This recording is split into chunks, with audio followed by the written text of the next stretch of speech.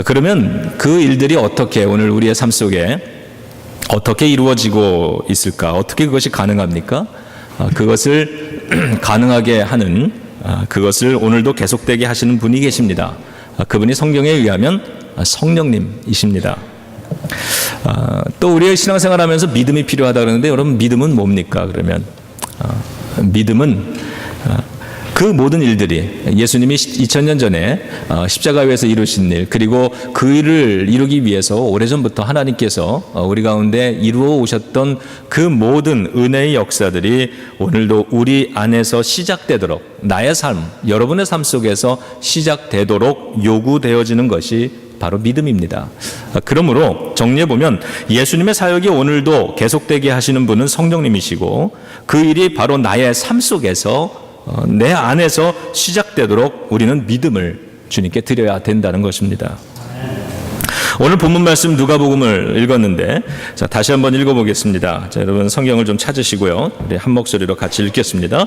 주의 성령이 내게 임하셨으니 이는 가난한 자에게 복음을 전하게 하시려고 내게 기름을 부으시고 나를 보내사 포로된 자에게 자유를, 눈먼 자에게 다시 보게 함을 전파하며 눌린 자를 자유롭게 하고 주의 은혜의 해를 전파하게 하려 하심이라 하였더라. 아멘.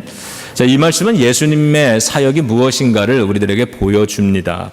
첫 번째는 예수님은 복음을 전하셨다, 이렇게 기록을 합니다.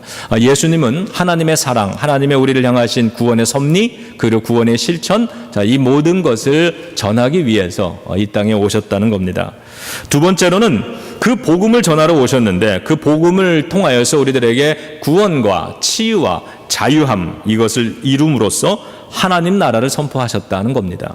그리고 마지막 세 번째로는 하나님은 그 모든 일을 하실 수 있도록 성령의 기름을 부으시고 보냄 받았다라고 하는 겁니다. 여러분, 오늘 읽은 이 본문의 구절은 원래는 이사야서의 예언이었습니다. 이사야서에 나와 있는 부분인데 이것을 예수님이 인용을 하셨습니다. 이사야 61장 2절의 말씀인데, 그러면 예수님은 왜 이 구절을 인용하셨을까? 예수님이 왜 이 구절을 인용하셨을까요? 자, 오늘 그 이유를 오늘 본문 속에서 찾을 수가 있는데, 본문 읽진 않았지만 밑으로 조금 내려가시면 21절이 나옵니다. 누가복음 4장. 자, 21절 저하고 같이 읽어볼까요? 이에 예수께서 이 글이 오늘 너희 귀에 응하였느니라 하시니. 네. 이 글은 무엇입니까? 이사야의 예언의 내용이죠. 자, 이사야서에 있는 이 말씀이 오늘 너희들에게 응하였다, 너희 귀에 들려졌다, 너희들의 보는 데서 이루어졌다라고 하는 이야기입니다. 이 구절은 두 가지 해석을 가능하게 하는데, 첫 번째는 이 이사야의 예언은 곧 예수님을 가리키는 것이다라고 하는 걸 알 수 있고요. 그리고 이 예언의 내용들은 예수님을 통해서 지금 이루어졌다는 겁니다. 그래서 예수님이 이 말씀을 인용하시면서 이 모든 것이 너희에게 지금 응하여졌다, 이렇게 이야기를 하신 거죠. 오늘 이 본문의 말씀을 보면, 자, 첫 번째는 하나님께서 예수님을 보내셨다, 이렇게 기록을 합니다. 나를 보내사 그러죠. 하나님께서 예수님을 보내셨습니다. 우리에게 보내주셨습니다. 그러면 하나님 입장에서 보면 보내신 거죠. 그리고 우리 입장에서는 예수님이 찾아오신 겁니다. 우리에게 찾아오신 예수님, 사실은 이게 복음의 핵심입니다. 예수님이 우리 안에 찾아오셨다. 그래서 예수님은 임마누엘이라 이렇게 얘기하죠. God with us, 하나님이 우리와 함께 하신다는 뜻입니다. 예수님은 죄 많은 삶에 찾아오셨습니다. 그 예수님이 우리의 삶을 치유하시고 구원하시고 자유케 하신다, 이것이 바로 오늘 본문이 이야기하고 있는 복음의 내용인 것입니다. 자, 예수님께서 우리를 찾아오셨듯이 오늘 성령님도 우리들을 찾아오셔서 와주심으로 우리 안에 예수님의 사역이 계속해서 이루어지게 해주십니다. 이 성경의 요한복음에 보면은 지금 드린 말씀은 제 말이 아니라 이 성경의 이야기입니다. 요한복음에 보면 예수님께서 이제 내가 너희를 위하여 또 다른 보혜사 성령을 보내주겠다, 이렇게 약속을 하십니다. 그리고 또한 그 성령님께서는 이제 이 땅에 오셔서 너희를 가르쳐 주실 것이다, 너희를 깨닫게 해주실 것이다, 그리고 내가 너희들에게 말한 모든 말씀을 기억나게 해줄 것이다, 이렇게 말씀하셨습니다. 그래서 예수님은 요한복음에 보면 성령을 뭐라고 부르시냐 하면 진리의 성령이다 이렇게 부르셨습니다. 예수님이 우리에게 보내주기로 약속한 그 성령, 그분이 오셔서 우리 안에 이 모든 일들을 이루십니다. 예수님이 이 땅에 오셔서 시작하셨던 일, 이 땅에서 행하셨던 그 일을 지금도 예수님 이후에 계속될 수 있도록 이 교회를 통해서 이루어질 수 있도록, 그리고 저와 여러분들처럼 주님의 제자요 주님의 자녀들인 우리들을 통해서 계속해서 이루어 나가시기 위한 그 일들을 해 주십니다. 그게 바로 사도행전의 내용들입니다. 사도행전을 읽어보면 그 약속된 성령께서 약속대로 우리에게 찾아오셨고, 그리고 성령님은 살아서 역사하시는 리얼리티, 실제라고 하는 것을 우리들에게 보여줍니다. 이 말은 뭐냐면 성령님은 우리의 지식 속에서 인정되는 어떤 존재가 아니라는 겁니다. 그러니까 저 멀리 어디 저 격리된 또 다른 차원에 그냥 존재하고 계시는 어떤 분, 그냥 내가 인정하고 내가 믿어야 되는 어떤 분, 이게 아니라 그분은 오늘도 우리의 삶 속에 함께 하신다라고 하는 거죠. 내 기억 속에, 내 지식 속에 있는 것이 아니라 나의 인정 속에만 존재하는 어떤 가상의 인물도 아니고 어떤 저 먼 곳에 있는 나에게 영향 끼치지 못하는 존재가 아니라 오늘도 나의 삶 속에 실제가 되신다. 리얼리티라고 하는 거죠. 리얼리티는 지금도 나의 삶 속에 살아서 만져지고 느껴지고 알게 되고 교통하게 된다는 겁니다. 그런데 굳이 이게 만져지는 것만이 아니더라도 제가 성령님을 통해서 깨닫는 것은 성령님은 나의 삶을 만나주시고 그 만남을 통해서 나의 삶을 변화시키는 영향력을 행사하신다는 겁니다. 성령님의 영향이 오늘도 우리 안에 있다라고 하는 것, 교회 안에 있다라고 하는 것, 이것이 그분의 살아 역사하시는 리얼리티인 것입니다. 사도행전을 읽어보면 성령께서 우리를 찾아오셔서 하시는 일들이 무엇인지를 알 수 있는데, 성령님이 하신 일은 예수님의 이 사역, 오늘 본문에서 우리가 읽은 이 사역들을 교회 안에서 또 교회를 통해서 이 땅에 계속되게 하고 계신다, 그 사실을 사도행전을 통해서 우리는 읽어서 알고 있는 겁니다. 하나님은 예수님을 보내셨습니다. 이 땅에 보내셨고, 그리고 예수님은 성령님을 이 땅에 보내셨습니다. 그래서 예수님이, 하나님께서 예수 그리스도를 통해서 우리의 삶을 찾아오셨듯이, 그래서 우리의 삶을 구원하시고 우리의 삶을 새롭게 하셨듯이, 이제 성령께서 우리를 또다시 찾아오셔서 우리의 삶을 변화시키시고 새롭게 하시고, 특별히 예수 그리스도의 그 말씀을 통해서 우리의 삶이 주님이 행하신 그 모든 일들을 우리가 함께 행해 나갈 수 있도록 우리를 만들어 가시고 이끌어 가신다는 거죠. 여러분 가운데 성령의 체험을 하신 분들이 참 많이 계십니다. 성령님께서 우리를 찾아오시죠. 저도 이 어릴 때 교회 학교에서 자라면서 여러 번의 크고 작은 이 성령 체험의 경험들을 했습니다. 방언을 처음 했던 것이 아마 중학교 때인지 고등학교 때인지 그 무렵이었을 겁니다. 그리고 그 당시에 중고등부 시절이나 이럴 때 우리 교회학교 선생님들이 기도원을 좀 자주 데려가셨는데, 한국에서 MT라 그래가지고 이제 기도원에 들어가서 거기서 무슨 공동체 게임도 하고 훈련도 하고 성경 공부도 하고 기도회도 같이 좀 하고 이런 기회들이 1년에 한 두어 차례씩 있었는데요. 그때 거기서 기도를 하면서 참 많은 은혜를 받고 눈물도 많이 흘렸던 경험들이 좀 있습니다. 성찬을 받으면서 제 속에 나타났던 그 놀라운 그 감격은 지금도 잊을 수 없는, 그래서 가끔 여러분들에게 제가 성찬식을 행하는 주일이면 그 이야기를 함께 나누기도 했죠. 그런데 그런 이후에 그러한 것을 통하여서만이 아니라 하나님 성령님께서 어느 날 저를 찾아와 주신 그 경험이 있습니다. 그게 한 5, 6년 전쯤이었던 것 같은데, 우리 그 수요 예배나 은사 집회나 이런 때 오시는 분들은 함께 여러 번 나누었던 이야기입니다. 제가 제 서재 교회 방에 앉아 있는데 그곳에 우리 실제이신 리얼리티의 성령님이 찾아오셨습니다.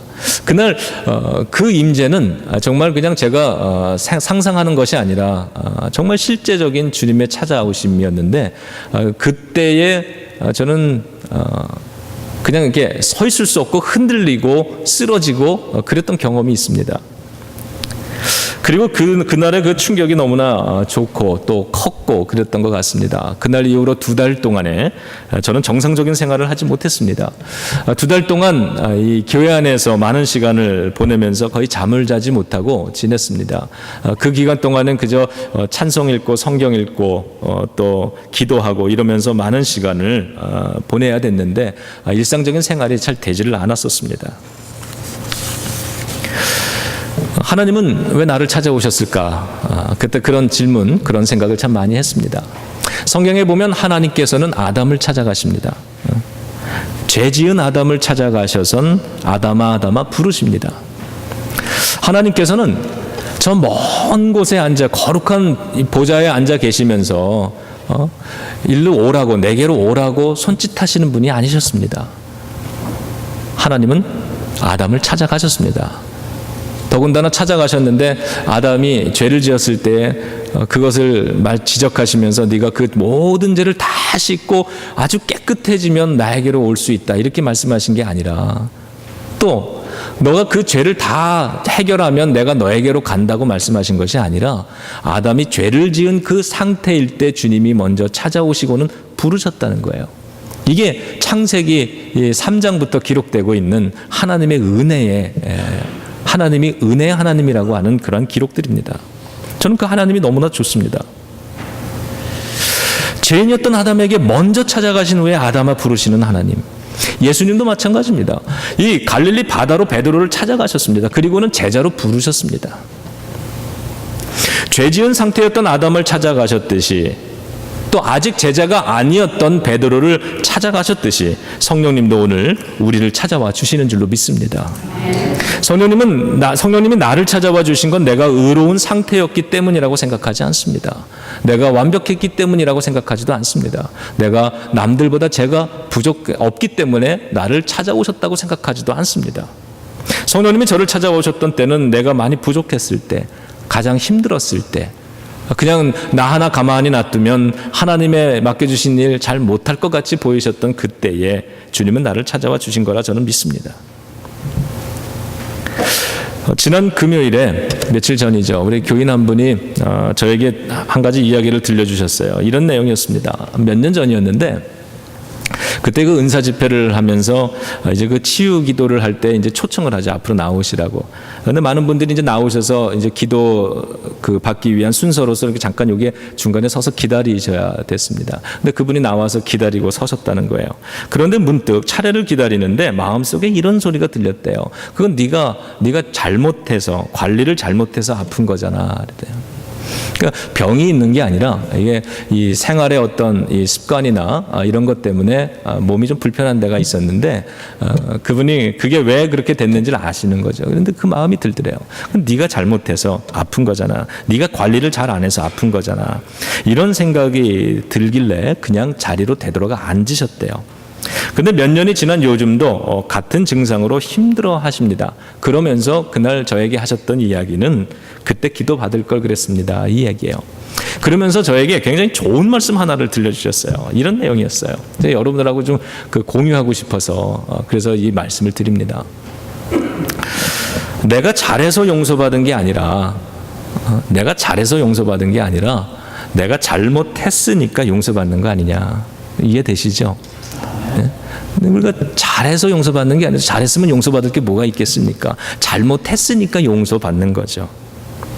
잘못했으니까 용서받을 필요가 있는 거 아니냐. 내가 건강관리를 잘 못했으니까 치유를 받는 게 맞는 것이다는 말씀을 합니다.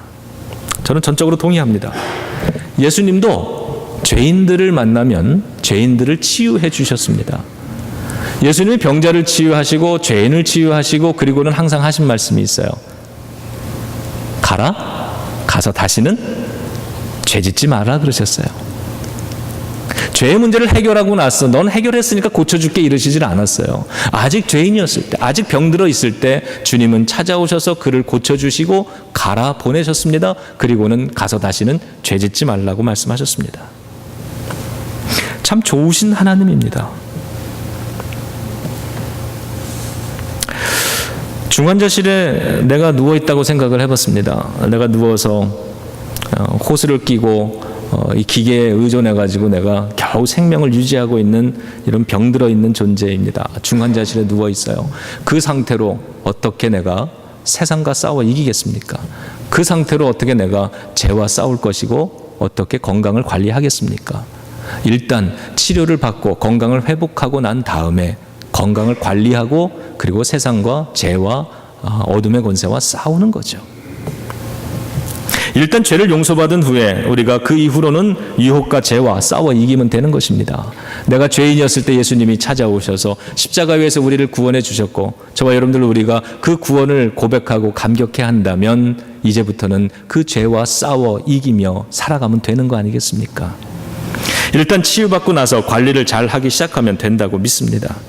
우리가 예수 그리스도의 보혈로 죄를 해결받지 않으면 어떻게 죄와 싸워서 이길 수 있겠느냐라고 하는 겁니다. 그래서 예수님의 은혜는 항상 먼저 찾아오시는 은혜입니다. 우리 감리교회는 이것을 선행은총이라고 부릅니다. 앞서 먼저 찾아와 주셨다, 먼저 행동하셨다, 먼저 이루셨다라고 하는 뜻입니다. 내가 주님을 선택하기 전에 나를 먼저 찾아오셔서 나로 하여금 주님을 선택할 수 있게 역사해 주셨다라고 하는 선행은총입니다. 여러분, 하나님께서는 예수 그리스도의 모습으로 이 땅에 찾아오셨습니다. 이거 기독교의 핵심인데 잘 모르세요? 예. 다시 한번 말씀드릴게요. 하나님은 예수 그리스도의 몸을 통해서 우리에게 찾아오셨습니다. 예. 그리고 성령님도 오늘 우리를 찾아오셨습니다. 그렇기 때문에 우리가 해야 할 일은 나는 성령님이 필요합니다라고 인정하고 어서 오십시오, 웰커밍 하는 겁니다. 환영과 초청을 하는 것이 무엇보다도 중요합니다.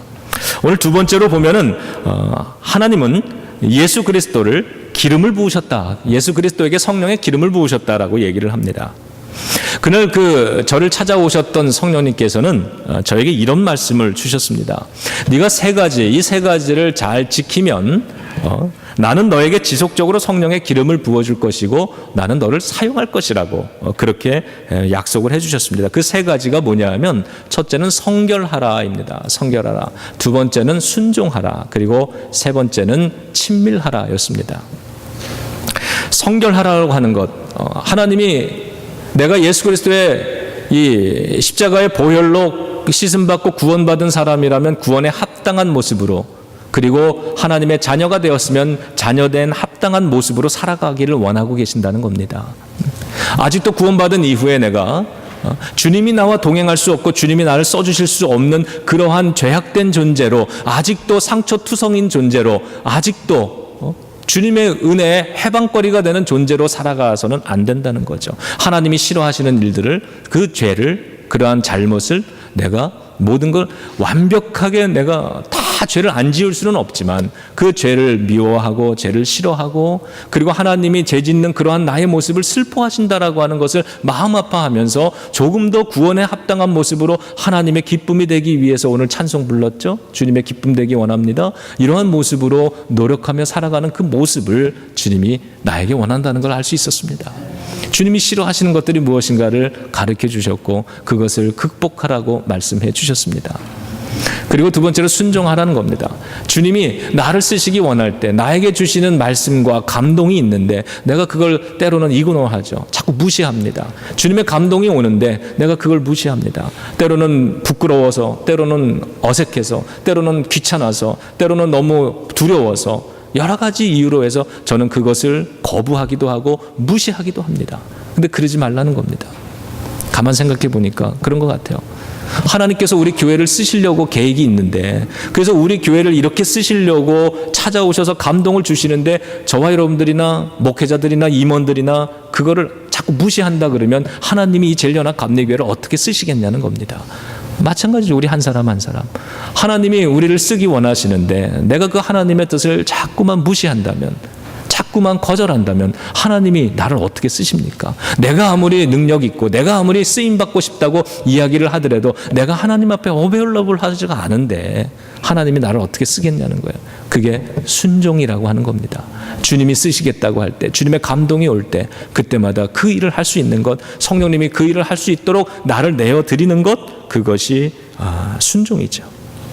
친밀하라. 그건 주님과 항상 교제하고 주님을 저 먼 곳 어디서 달나라나 별나라 저 천국 넘어 어느 곳에다가 3차원의 세계에다가 모셔두지 말고 우리의 삶 속에서 오늘도 관계 맺고 교제 맺고 주님과의 친밀한 관계 속에서 살아가라.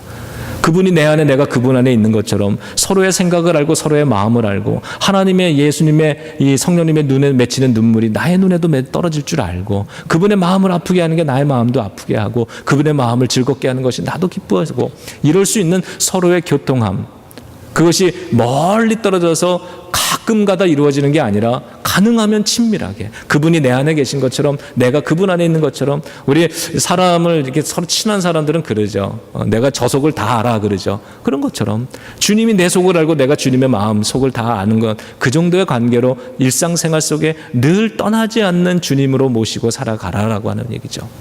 저는 이 말씀을 이렇게 해석합니다. 성결하라, 순종하라, 이것은 인테그리티, 우리의 하나님을 향한 성실함에 관계된 거죠. 그리고 친밀하라, 이것은 인티머시, 주님과의 친밀한 관계를 원하는 것이라고 할 수 있습니다. 곧 이렇게 해야 성령님께서는 지속적으로 사용할 수 있는 사람, 성령님께서 지속적으로 사용할 수 있는 사람이 되는 것입니다. 여러분, 우리 교회가 하나님께서 지속적으로 사용할 수 있는 교회가 되려면 우리 교회도 마찬가지라고 생각합니다. 이 세 가지를 우리가 늘 지킬 수 있으면 참 좋겠습니다. 오늘 성경은 예수님에게 하나님이 기름을 부으셨다라고 이야기를 합니다. 이 성경 구약을 여러분 성경 공부하신 분들은 아시지만 구약에서는 실제적으로 이 기름, 원갤론 정도의 기름의 분량을, 이 거룩하게 성별된 기름을 이 양의 뿔 속에 담아가지고 머리 위에다가 부었다고 합니다. 특별히 왕으로 세움받는 사람, 선지자로 세움받는 사람, 제사장으로 세움받는 사람, 이 사람들에게는 이 기름을 머리 위에다가 실제적으로 부었다는 거예요. 그래서 그 기름 부음을 통해서 이 사람은 하나님께서 내가 선택한 사람이다라고 하고 인정해 주시는 것이고, 세상을 향해서는 이 사람은 하나님이 선택해서 쓰시는 사람이라고 하는 것, 이것을 보여주는 것이고, 그 기름 부음을 받는 사람에게 내가 이제 하나님의 뜻 안에서 살아가야 된다라고 하는 사명을 확인하는 그러한 시간이었습니다. 예수 그리스도라고 하는 말은 기름 부음을 받은 자라고 하는 말입니다. 예수님께서는 이 기름 부음을 받으셔서 세상에 보내셨다라고 하는 거죠. 그런데 그와 같이 우리가 오늘 성령의 기름 부음을 받는다라고 하는 것, 그것을 저는 그 성령님과의 관계를 통해서, 만남의 경험을 통해서 저는 이렇게 받아들이고 해석하고 있습니다. 첫 번째는 성령님과의 특별한 관계성이 시작되었다는 뜻입니다. 그 이전에도 내가 주님 성령님을 인정하고 성령님을 믿고 그리고 살아왔지만 그날의 경험은, 그날 이후의 경험은 굉장히 새로운 것이었습니다. 그분과 내가 새로운 관계가 열려진 것 같습니다. 그냥 친구였던 관계가 절친의 관계가 되는 것처럼, 그냥 사랑하는 애인의 관계가 결혼을 해서 부부의 관계가 되는 것처럼, 그 성령님은 그 자리에 그분으로 계셨고 나도 이 자리에 나로 있어 왔지만, 그러나 그날의 만남 이후에는 전혀 새로운 관계가 시작이 되는 겁니다. 그것이 바로 기름 부음이라고 저는 생각합니다. 두 번째로는 사명적인 존재로서 내가 사명으로 살아가게 됐다라고 하는 그러한 뜻입니다. 그리고 세 번째로는 그 일이 가능하도록 성령님께서 동행하고 역사하신다는 말입니다. 그런데 이러한 이야기를 성경을 사무엘상을 통해서도 보게 됩니다. 어린 다윗이 왕으로 세움받았을 때, 선택받았을 때 사무엘 선지자가 기름을 그 머리 위에 부으면서 하나님께서 너를 왕으로 선택하셨다고 그렇게 선포하고 기름을 부었어요. 그리고 그 기름 부음을 받고 난 이후에 성경이 뭐라고 기록하는지 여러분 기억하세요? 그날 이후로 하나님의 거룩한 영이 다윗과 함께 하더라, 이렇게 얘기를 했습니다. 조금 더 정확하게 얘기하면 그날 이후로 하나님의 영에 의해 크게 감동받았다, 이렇게 얘기합니다. 그날 이후로 성령님은 이 다윗과 특별히 친밀한 관계, 남다른 관계를 맺기 시작을 하신 거예요. 그의 삶 속에 동행하시면서, 그러면서 그 다윗의 삶 속에 영향을 끼치고 그의 마음을 지속적으로 감동시키면서 살아오셨고, 우리가 알고 있는 것처럼 다윗이 그 자기의 삶은 이젠 자기의 개인적인 어떤 꿈을 성취하거나 세속적인 성공을 위한 삶이 아니라, 하나님이 나를 왕으로 세우셨으니 내가 왕이 되어서 이 민족을 하나님께 예배하는 민족, 하나님께 쓰임받는 민족으로 만들어야 된다라고 하는 그 사명으로 살기 시작했다는 거예요. 내가 왕이 돼야 된다?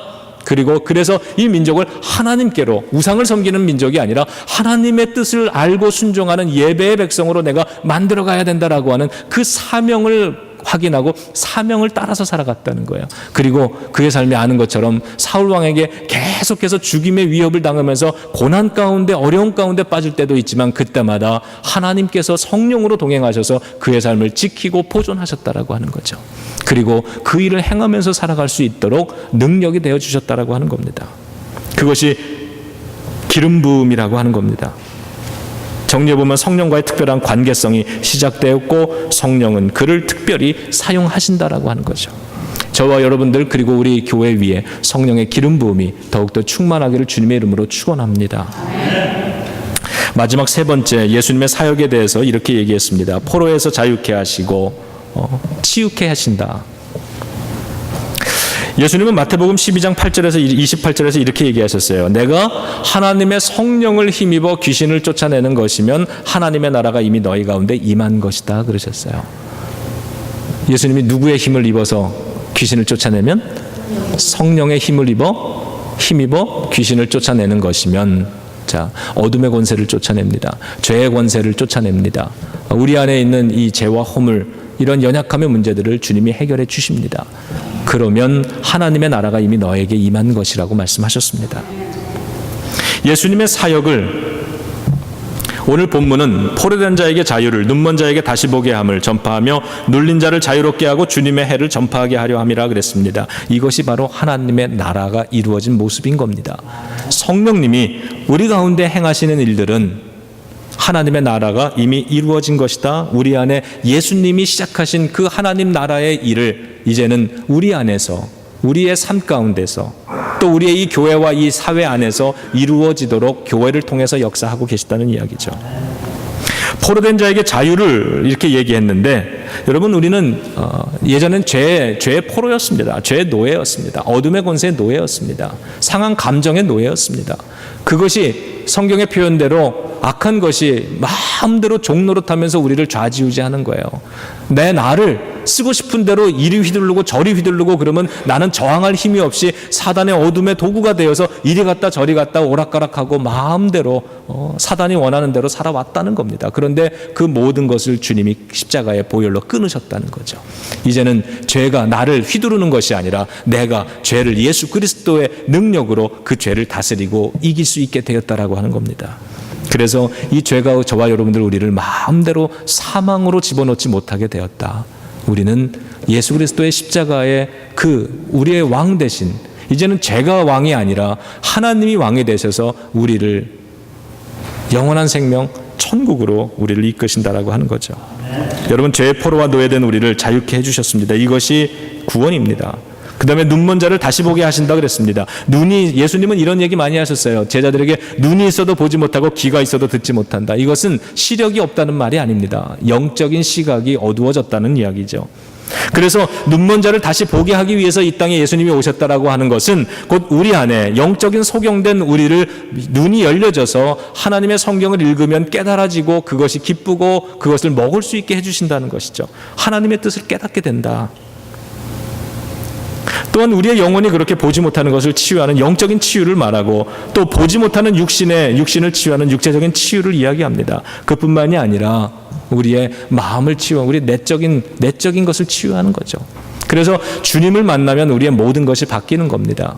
우리의 삶의 목적이 바뀌고 사람의 성품이 바뀌는 거죠. 내가 교회를 다녔는데 구원받았는데 성품이 변하지 않는다. 이거는 뭔가 아직 덜 된 겁니다. 진정한 것은 내 성품까지 바꾸어질 수 있어야 되는 거죠. 근데 교회 나와서 구원받았다고 막 성령 받았다고 이러는데 가끔씩 그런데 그분의 교회 생활을 보면 다른 사람들을 상처 주고 다른 사람들을 흉보고 이러는 걸 봅니다. 정말 저 사람이 성령 받은 걸까? 저는 퀘스천합니다. 아닐 겁니다. 내가 판단할 수는 없지만 진정으로 성령이 역사하신다면 우리 안에 내가 감당할 수 없는 그러한 일들에 대해서 성령님이 변화를 만들어 주시기 때문입니다. 물론 완벽하다는 말은 아닙니다. 우리가 성령님이 저를 찾아오셨지만 제 안에 새로운 일들을 이루셔서 많은 선한 것들을 이루어 나가시지만 그렇다고 해서 제가 완벽해진 건 아니지 않습니까? 제가 죄를 안 짓는 것도 아니지 않습니까? 실수 안 하는 것도 아니지 않습니까? 여전히 그러한 모습들이 남아 있습니다만, 그러나 분명한 것은 그럼에도 불구하고 나의 삶이 변화되기 시작했다는 겁니다. 그리고 선한 일들을 이루어 나가도록 내가 노력한다는 거고, 하나님의 마음을 아프게 해드리는 것을 가능한 대로 하고 싶지 않아서 나의 부족한 것들을 내가 슬퍼하고 그것을 괴로워하고 그것을 가지고 주님 앞에 나간다고 하는 거죠. 여러분, 우리 안에 그런 문제가 있다면 때로는 감사할 수 있는 것 같아요. 우리의 몸을 우리가 입고 있는 동안은 어쩔 수 없는 겁니다. 천국에 가서 이 몸을 벗어버리고 새로운 거룩한 몸을 입고 살아간다면 우리가 어떤 새로운 것을 경험할 수 있겠죠. 육체의 그러한 한계와 질병에 묶여있지 않고 육체의 죄에 묶여있지 않아도 되는 그런 자유함이 분명히 있을 겁니다. 그러나 오늘은 아직까지는 우리가 이 땅에서 우리의 육신을 가지고 살아갑니다. 우리의 부족한 성품과 마음을 가지고 살아갑니다. 일부 예배 때 그런 생각이 들었어요. 감정이 우상이구나. 감정이 우상이다. 이 마음이 뭔데 도대체? 이 마음 조금만 건드려지면 사람이 저 사람 미쳤나? 이렇게 생각될 정도로 완전히 바뀌잖아요. 멀쩡하던 관계를 허물기 시작하고 상처 주기 시작하고 모든 일들을 비협조하기 시작하고, 이게 왜 그럽니까? 감정이 도대체 뭔데, 내 감정이. 내 감정 하나에 삐뚤어지면 그러면 사람 대하는 게 이렇게 달라질까? 여러분, 우리에게 있어서 감정이 우상이에요. 이것도 좀 다스려줬으면 좋겠어요.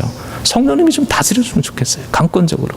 그런데도 여전히 안 되는 부분들, 몸의 부족한 한계성, 이걸 가지고는 이게 그래서 하나님의 은혜구나.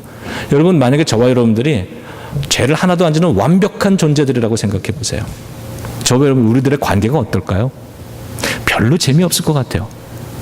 실수도 하고 죄도 짓고 그러기 때문에 우리가 서로를 격려하기도 하고 용서하기도 하고 품어주기도 하고 이러면서 사랑도 배우고 용서도 배우고 경험하고 그러는 거 아닙니까?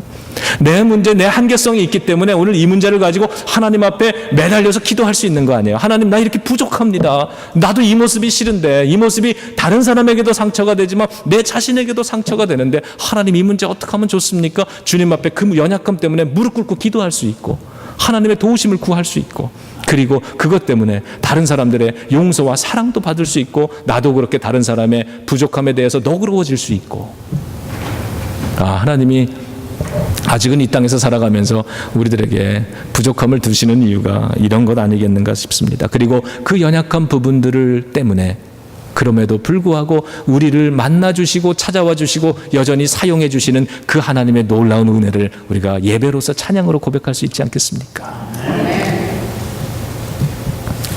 눌린 자를 자유롭게 한다 그랬는데, 여러분, 정말 주님의 말씀은요, 정말 신비로운 것 같아요.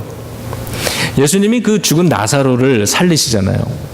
그럼 무덤의 문을 엽니다. 그리고 죽어서 사흘이 지난 나사로가 거기 들어가 있는데 예수님이 나오라 이래서 살려주셨어요. 그러면 된 거 아닙니까? 그런데 예수님은 거기서 끝난 게 아니라 한 말씀을 더 하셨어요. 그리고 그 이후의 이야기는 기록하지 않아요. 그거는 우리들의 숙제라는 겁니다. 그 말씀이 뭐예요? 나사로야 나오너라 그러니까 그 안에, 무덤 안에 죽어서 갇혀있던 나사로가 살아나서 무덤 밖으로 나왔어요. 저와 여러분들, 우리가요, 죄로 인해서 죽을 수밖에 없는 존재들인데 예수님이 십자가의 은혜로 우리를 구원해 주신 거예요. 무덤의 영원한 죽음에서 나오라 그래서 우리는 사망에서 생명으로 나온 사람들이에요. 그렇죠? 저와 여러분들, 우리가 나사로죠. 그런데 여기서 끝나지 말라는 거예요. 예수님 뭐라 그러셨어요? 풀어놓아 다니게 하라 그러셨어요. 저를 따라서 해보시죠. 풀어놓아 다니게 하라. 그리고 나사로가 풀어놓아 다녔는지 안 다녔는지는 기록되지 않습니다. 저는 그것을 우리들에게 주신 우리들의 숙제라고 생각을 합니다. 그 이후의 스토리는 네가 써라. 네가 나사로니까, 내가 너를 무덤에서 내보냈으니까 이제 풀어놓아 자유롭게 사는 것은 너의 몫이다라고 말씀해 주는 것 같아요. 여러분, 나사로를 풀어주지 않으면 살아는 났는데, 성경 보니까 머리부터 발끝까지 배로 묶여 있다 그러잖아요. 그 상태로는 자유롭지 못한 겁니다. 그 상태로는 어디 가지도 못해요. 그러면 어떻게 합니까? 무덤가에서 서성거리며 사는 거예요. 여러분, 저와 여러분들, 우리가 구원받은 사람들이고 용서받은 사람들인데, 성도들인데 풀어놓아 담임을 입지 못하면 아직도 이 무덤가에서 서성대면서 사는 겁니다. 여전히 삶의 상처 때문에 괴로워하고요. 여전히 남들을 용서하지 못하고 남들의 해를 끼치고 아직도 상처를 주면서 살고 내 인생 운명에 대해서 아직도 슬퍼하면서 살고 묶여서 사는 거예요. 내가 구원은 받았는데 자유함이 없는 거예요. 여전히 기도는 어렵고 여전히 예배는 부담스럽고 여전히 예배를 드려도 이 주님으로 인한 구원받은 기쁨은 없고 이것은 구원은 받았는데 무덤가에서 서성거리면서 무덤을 아직도 어루만지면서 살아가는 모습 아니겠습니까? 그런데 그러한 우리를 성령님께서 이제는 그러한 교회를 그러한 저와 여러분들 나의 삶을 성령님이 풀어놓아 다니게 해주신다. 눌린 자를 자유롭게 해주신다. 그렇구나. 내가 예수 그리스도를 통해서 내가 죄를 해결받고 구원받았다면 이제 성령님과 함께 내가 사명의 존재가 되어서 거룩한 삶을 살아가는 것, 수단과 방법과 요령으로 세상 살아가는 게 아니라 이제는 거룩한 뜻 하나를 품고 살아갈 수 있는 새로운 존재가 되는 것, 그리고 이제는 내가 구원받은 자로서 자유롭게 살아갈 수 있는 것, 주님 안에 내가 참된 자유함이 있다고 선포하며 살아갈 수 있게 하는 것, 그것이 성령께서 우리 안에 이루고 계시는 일들이라고 하는 사실입니다. 예수님의 이름이 선포되고 2000년 전에 예수님이 이루신 그 일이, 그 예수 그리스도의 이름이 오늘도 이 자리에서 고백되고 선포되어지고 하나님의 성령이 이 예배당의 자리에 임재하고 계신다면 이곳에서도 예수님의 2000년 전의 사역이, 그리고 오늘 이 본문의 사역이 이 자리에서도 일어나는 것을 믿습니다. 그래야 되는 거 아닙니까? 그래야 진리의 말씀, 성경의 약속 아닙니까? 여러분 이 말씀 믿습니까? 저는 믿습니다. 우리 하나님 얼마나 좋은 하나님인지 몰라요. 성경의 말씀이 얼마나 위대하고 얼마나 아름답고 얼마나 신비로운지 모릅니다. 여러분의 삶 속에, 여러분의 믿음 속에 예수님은 2000년 전에 죽으심으로 그분의 사역이 끝난 겁니까? 아니면 부활하신 예수님이 지금도 그 사역을 성령님을 통해서 여러분의 삶 속에, 우리의 오늘 현재의 삶 속에 계속해서 이루고 계신다고 믿습니까? 그 아멘은 어느 쪽 아멘입니까? 주님이 이루신다는 걸 믿으시죠? 네. 그러면 오늘 저와 여러분 나의 삶 속에 오늘 이 본문 말씀이 영향을 끼치고 계속해서 유효하고 계속해서 지속돼야 되는 것을 믿습니다. 자, 우리 예수님의 이름을 붙들고 의지하고 경배하고 기대하시기 바랍니다. 성령님은 지금도 이 자리에서 이 예배가 끝나기 전에 바로 이 일들을 여러분들 속에서 이루기를 원하고 계십니다. 그래서 오늘 이 예배 저 너머에서 하늘나라에서 예배를 그냥 향기로 올려 받기만 하시는 것이 아니라 이 자리에 친히 찾아오셔서 임마누엘의 하나님으로 함께 활동하고 계시는 것입니다. 여러분들의 마음을 주님이 만지고 계시는 거예요. 소원을 두고 행하신다 그런 것처럼 누군가 여러분들의 삶 속에 하나님의 계획을 세우시고 그분의 마음 속에 그 일을 시작하기 위해서 오늘 예배가 끝나기 전에 그 마음을 만지시고 감동을 주시고 계시는 겁니다. 그리고 오늘 이곳에서 내가 너를 사랑한다고 우리를 치유하시는 주님이라 그랬으니 오늘 이 예배의 자리에서 예배가 끝나기 전에 주님께서는 누군가를 고치실 줄도 믿습니다. 여러분 우리 찬양하고 기도할 수 있기를 원합니다. 오늘 성령 강림 주일인데 근데 오늘 한번 우리가 찬양하고요. 시간이 좀 갔지만 우리가 함께 기도하도록 하겠습니다.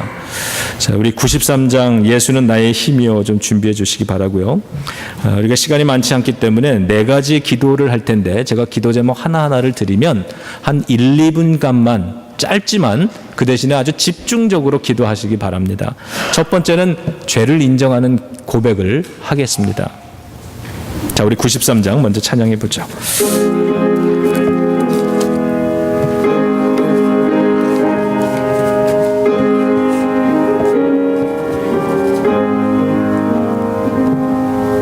예수는 나의 힘이요 내 생명 되시니 구주 예수 떠나 살면 죄 중에 빠지리 눈물이 앞을 가리고 내 맘에 근심 쌓일 때 위로하고 힘 주시리 주 예수는 나의 힘이요 예수는 나의 힘이요 내 친구 되시니 그 해를 간구하면 풍성히 받으리 햇빛과 비를 주시니 추수할 곡식 많도다 귀한 열매 주시는 주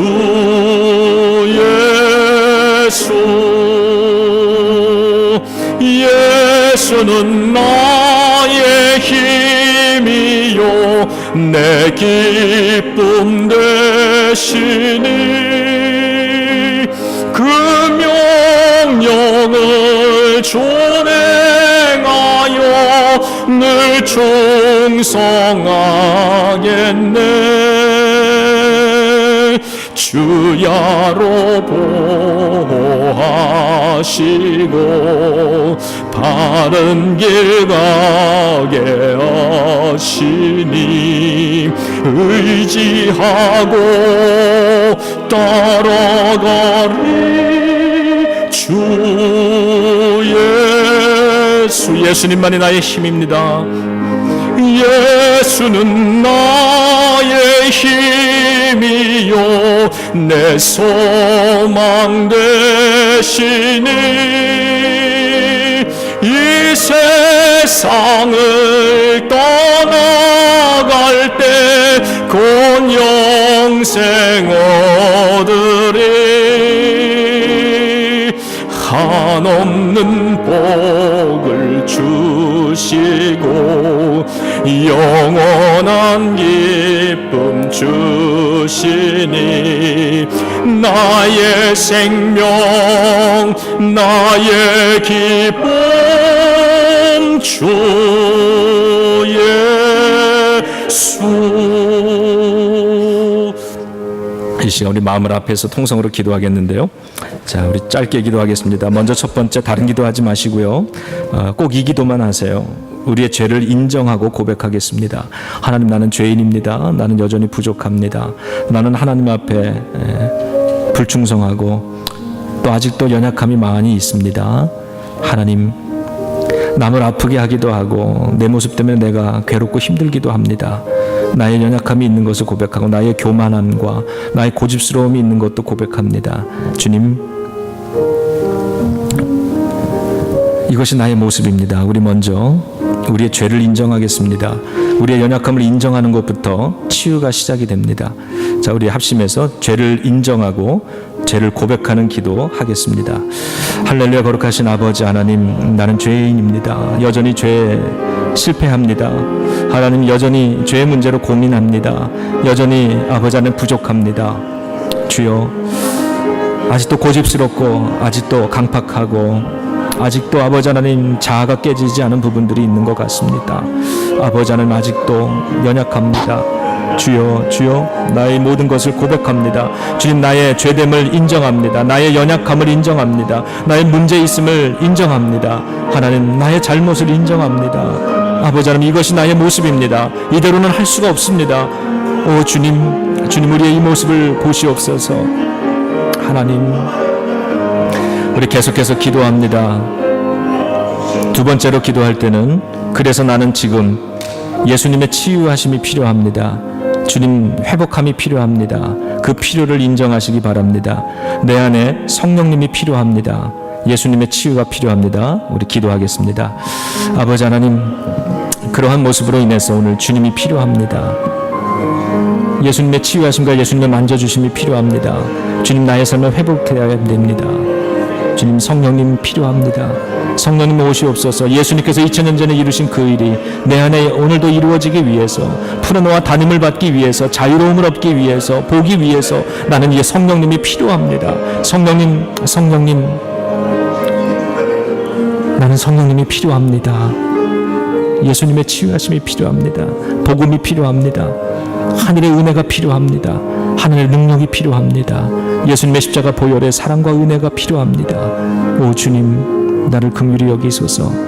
자, 우리 세 번째, 주님 오시옵소서. 성령님 지금 이 예배의 자리에서 나에게 지금 임하시옵소서. 우리 성령님을 초청하고 환영하는 기도하겠습니다. 하나님, 성령님 이곳에 오시옵소서. 지금 나에게 오셔서 기름 부으시옵소서. 내 안에 임하시옵소서. 이 예배의 자리에 찾아오시옵소서. 나를 만지시옵소서. 내 안에 거룩한 일을 시작하시옵소서. 나를 치유하시옵소서. 주님이 필요합니다. 오 자비로우신 주님, 함께 하옵소서. 주여 인도하여 주옵소서. 오 거룩하신 주님, 오늘 주님이 내 안에 오늘 이 말씀을 믿사오니 말씀을 이루어 주실 줄로 믿습니다. 지금 이곳에 임하여 주옵소서. 내 우편에 찾아와 주시옵소서. 오 주님, 주님. 아멘, 아멘. 이제 마지막으로 제가 기도하겠습니다. 여러분, 치유를 위한 기도를 하겠습니다. 여러분 아픈 곳에 손을 얹으시기 바랍니다. 먼저 마음에 손을 얹고 기도하겠습니다. 가슴에 여러분의 손을 다 얹고요. 제가 기도하겠습니다. 여러분, 저의 기도를 들으시면서 마음으로 함께 아멘으로 화답하면서 꼭 믿음으로 기도하시기 바랍니다. 이 가슴은 우리의 마음이 있다고 생각하는 그런 상징적인 자리입니다. 주님, 이 마음에 임재하여 주셔서 우리 안에 있는 쓴뿌리들, 뿌리까지 뽑혀지게 하여 주시옵소서. 예수님께서 죄악된 우리를 찾아오셔서 치유하시고 위로하여 주셨습니다. 우리를 무덤에서 끌어내셨듯 우리를 구원해 주셨습니다. 이제 우리가 여전히 묶여있는 문제들이 있습니다. 하나님, 여전히 죄의 문제에 묶여있고 여전히 미움의 문제에 묶여 있습니다. 아버지 하나님, 여전히 세상의 탐욕에 묶여져 있고 여전히 자존심에 묶여 있고 여전히 교만함에 묶여 있습니다. 하나님, 이것을 우리가 고백했습니다. 이제 이 시간에 우리의 마음을 치유하시는 주님께서, 우리의 마음을 새롭게 하시는 주님께서 예수님의 십자가의 보혈로 이 마음을 만져 주시옵소서. 하나님, 우리가 노력해도 되지 않는 것, 또 노력하지 못하는 부분들이 있는데 이 마음을 하나님의 사랑으로 채워 주셔서 모든 어두운 것들이 다 깨끗이 씻음받고 물러가게 하여 주옵소서. 우리 마음속에 있는 상처가 우리를 지배하지 못할 것입니다. 더 이상 그 상처를 떠올릴 때마다 하나님, 마음이 분노로 하나님 괴롭지 않을 것입니다. 오히려 그 모든 것으로부터 우리를 만나주시고 만져주시고 회복해주신 하나님의 사랑을 기억할 것이며 그 어려운 상처가 오늘 나를 지배하지 못할 것을 선포합니다. 주님, 이 마음들을 위로하여 주옵소서. 이 마음들을 치유하여 주옵소서. 이 마음들이 새롭게 되게 하여 주시옵소서. 이 마음에 거룩한 뜻이, 소망이 담겨지게 하여 주옵소서. 이 마음으로부터 아름다운 언어가, 살리는 언어가 나오게 하여 주시옵소서. 주님 감사합니다. 이제 계속해서 여러분 아픈 곳에 손을 얹고 기도하겠습니다. 예수님께서 말씀하시길, 내가 채찍에 맞음으로 너희가 나음을 입었다 하셨습니다. 그렇습니다. 주님, 오늘 우리의 삶 속에, 육신 속에 있는 이 어려움은, 이 연약함은 2000년 전에 예수님께서 십자가 위에서 이미 다 해결하신 것들입니다. 이제 성령님께서 2000년 전 십자가 위에서 주님이 이루신 그 일이 바로 이 시간 이 자리에서 나의 육신 가운데서 이루어지게 역사해 주시옵소서. 예수 그리스도의 이름으로 모든 뼈와 관절들 깨끗이 치유받을지어다. 주님이 뼈 마디마디 아픈 것, 통증이 사라지게 하여 주시옵소서. 예수 그리스도의 이름으로 이 관절에 있는 모든 염증들, 잘못 자라난 뼈들 이제 창조적인 치유가 일어나 원상대로 복귀될지어다. 주여, 우리의 디스크를 고쳐주시옵소서. 주님, 우리의 이 뼈 마디마디 또 관절통 주님께서 온전히 깨끗게 하여 주셔서 이 시간 이후로 나음받게 하시고 다시는 나가서 죄짓고 살지 않도록 주여 우리를 다스려 주시옵소서. 이제 우리 속에 있는 장기들을 위하여 기도합니다. 예수 그리스도의 이름으로 명하니 모든 장기의 질병들 고침받을지어다. 주님, 우리의 키드니를 고치시옵소서. 우리의 심장을 고치시옵소서. 우리의 위장병을 고쳐주시옵소서.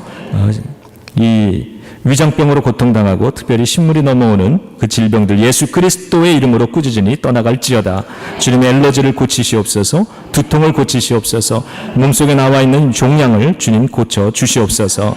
주님, 이제 아픈 곳에 손을 얹고 우리가 기도하였사오니 주님, 이 시간에 예수 그리스도의 십자가의 보혈로 깨끗이 나음을 입게 하여 주시고 아버지 하나님, 우리의 주님의 은혜를 이 육신 속에 담고 우리가 이것을 간증으로 삼고 가는 곳마다 하나님의 영광을 드러내고 살아 역사하시는 하나님의 말씀을 두려워하게 하시고 이제는 아버지 죽은 믿음이 아니라 주님 안에 살아있는 믿음으로써 하나님 주님을 위하여 예배하는 자로서 섬기는 자로서 살아갈 수 있도록 주여 우리의 연약했던 모든 부분을 고쳐주시고 이제는 아버지 자유함을 입고 이 성전을 나아갈 수 있게 도와주시옵소서. 감사합니다. 이 모든 말씀 예수님의 이름으로 기도드립니다. 아멘.